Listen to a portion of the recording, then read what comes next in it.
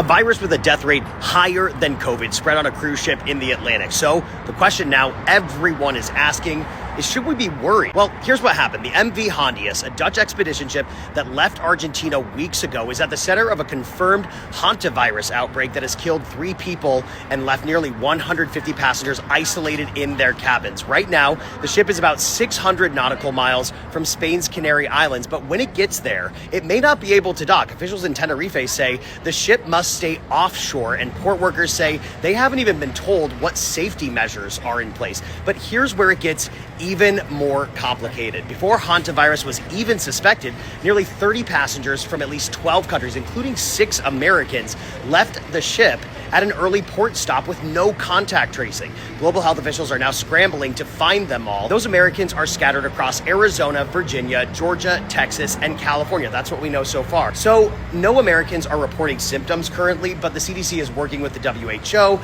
and the State Department to monitor every single one of them. This specific strain at the center of this outbreak is called the Andes virus. It's a form of hantavirus that, unlike most strains, can spread between people through close contact. That's part of why the WHO is paying such close attention and why passengers could potentially be forced to remain at sea for up to 2 months as they wait out the quarantine period. The incubation period for this virus can potentially take up to 8 weeks. But a major caveat here, this disease is difficult to spread on a large scale according to infectious disease experts. They say that person-to-person transmission can only happen through prolonged close contact, like living with someone. For those 150 people still on the ship, the question of when they get to go home still very much unanswered. Dr. John LaPook is here right now, our very own CBS News doctor. So how concerned should people be? Well, the WHO said today that the risk to the general public is low.